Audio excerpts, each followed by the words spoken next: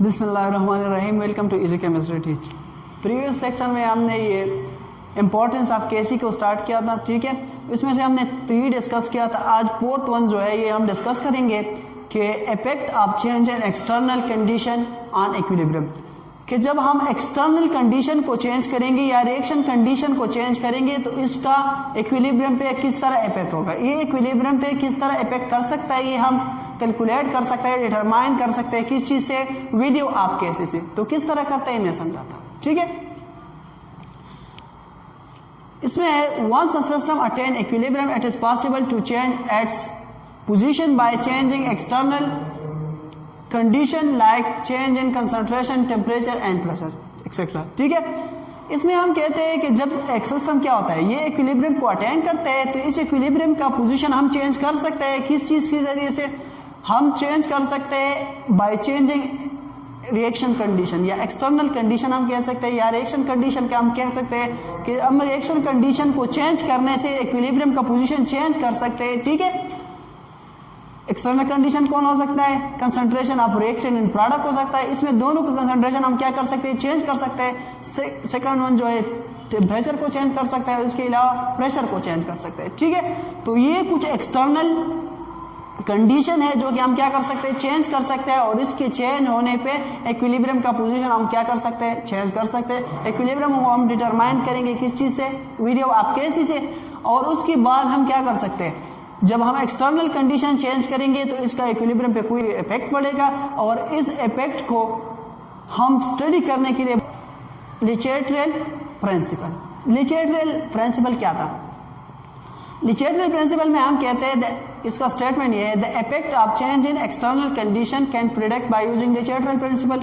ये जो हम एक्सटर्नल कंडीशन चेंज करेंगे उसको स्टडी करने के लिए, इसको प्रेडिक्ट करने के लिए कि इसका इक्विलिब्रियम पे किस तरह इफेक्ट पड़ेगा, इसको हम स्टडी करेंगे किस चीज़ की बेस पर? बाय यूजिंग ले चैटरल प्रिंसिपल, ठीक है।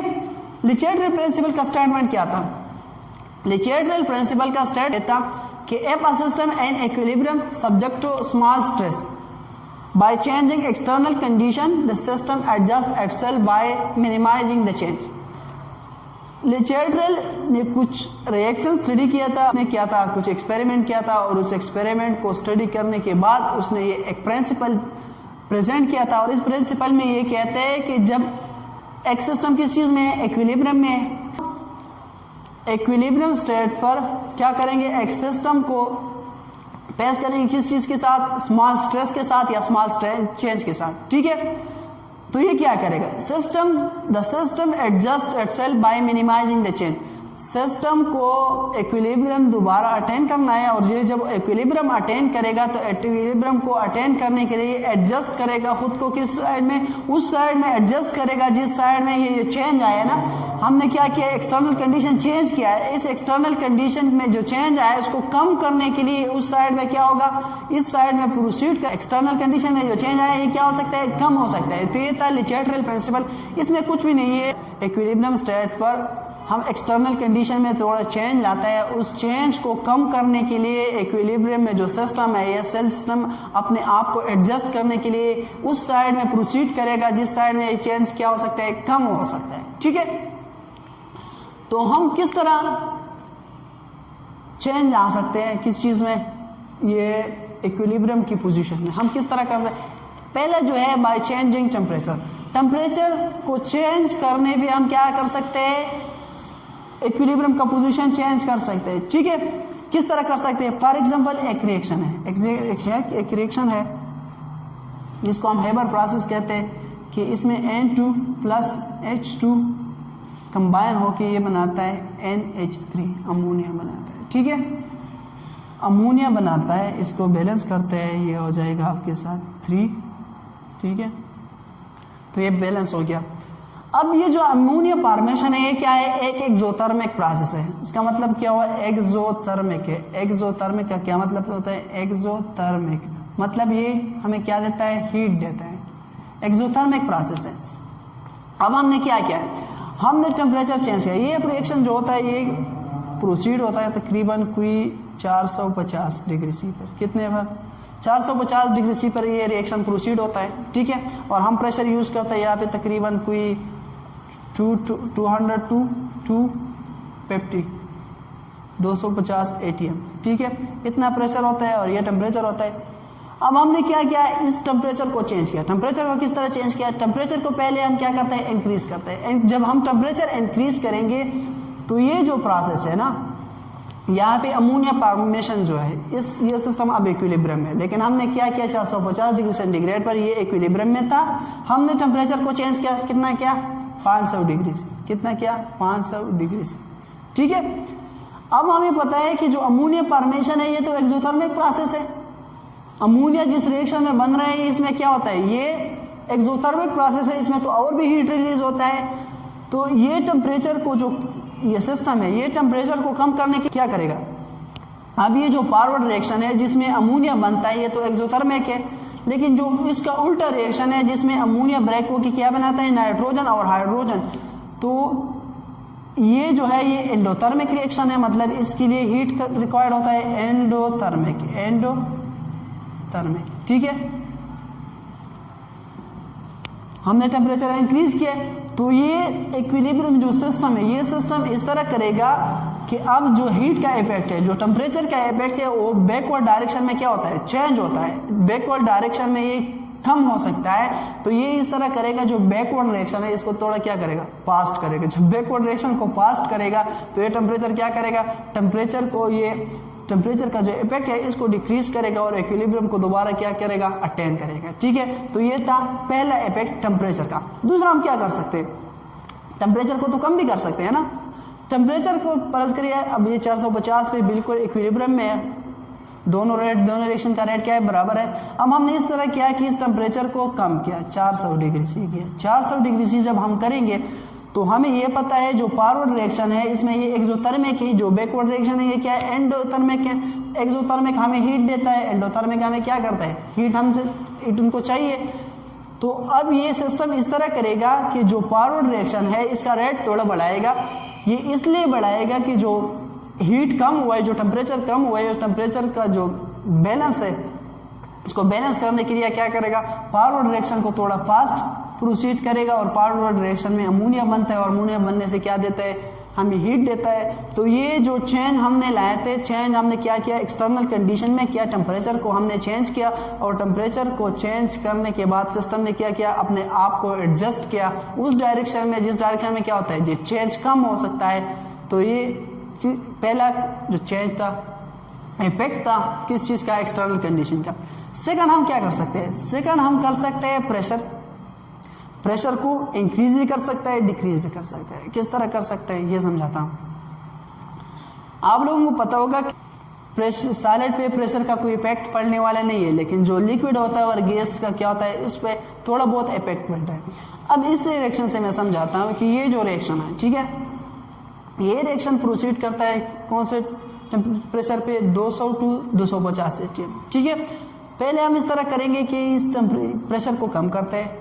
जब हम प्रेशर कम करेंगे ना, प्रेशर जब हम करेंगे तो इस रिएक्शन का क्या होगा, ये जो फॉरवर्ड रिएक्शन है, ठीक है, अभी इस तरह है, मैं थोड़ा डिटेल में समझाता हूँ। ये थोड़े यहाँ पे है N2, ठीक है, क्या है N2, क्या है N2।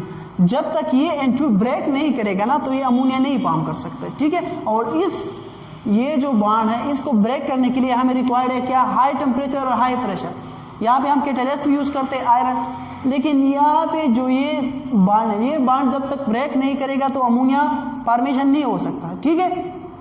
दूसरा हमारे पास है यहाँ पे हाइड्रोजन गैस, क्या है, हाइड्रोजन गैस।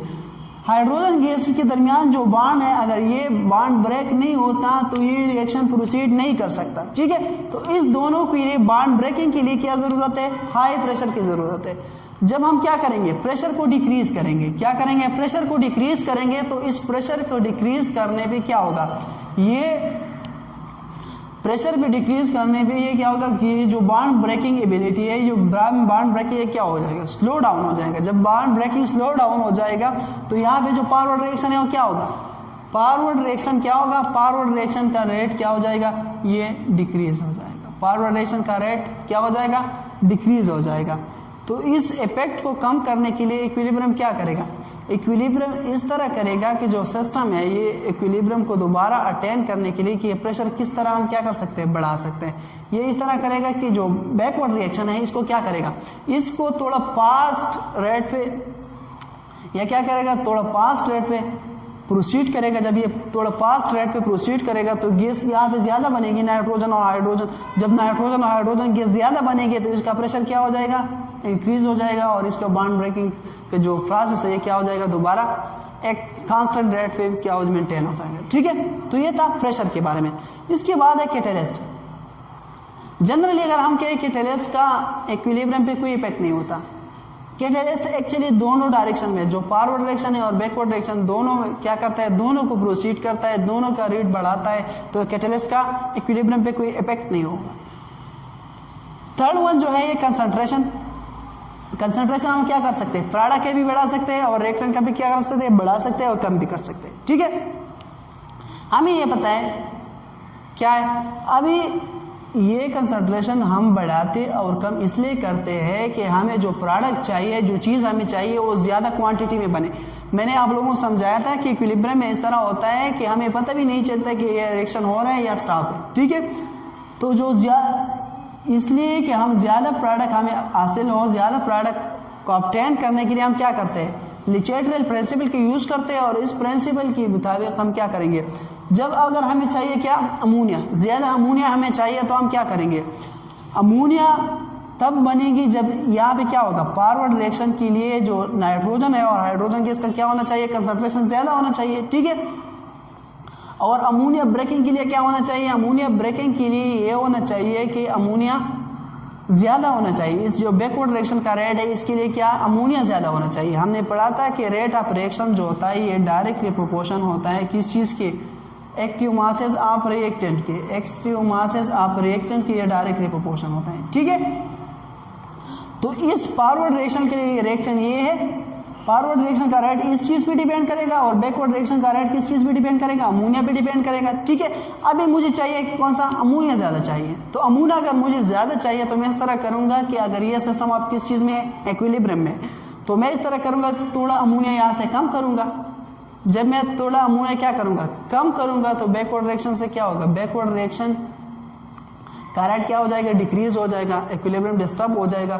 जब इक्विलिब्रियम डिस्टर्ब हो जाएगा, इक्विलिब्रियम को दोबारा अटेन करने के लिए ये सिस्टम क्या करेगा, सिस्टम ये करेगा कि जो फॉरवर्ड रिएक्शन है इसका रेट बढ़ाएगा। जब फॉरवर्ड रिएक्शन का रेट बढ़ाएगा तो हमारे पास क्या बनेगा, ज़्यादा अमोनिया बनेगा। इसके अलावा एक और तरीके भी हम कर सकते हैं। ठीक है, वो क्या कर सकते हैं, अभी जो फॉरवर्ड रिएक्शन है ना, फॉरवर्ड रिएक्शन का रेट डिपेंड करता है किस चीज़ पे, नाइट्रोजन और हाइड्रोजन की कंसंट्रेशन पे। जब नाइट्रोजन और हाइड्रोजन ज़्यादा होगी तो फॉरवर्ड रिएक्शन ज़्यादा होगी, और जब फॉरवर्ड रिएक्शन ज़्यादा होगी तो अमोनिया ज़्यादा बनेगा।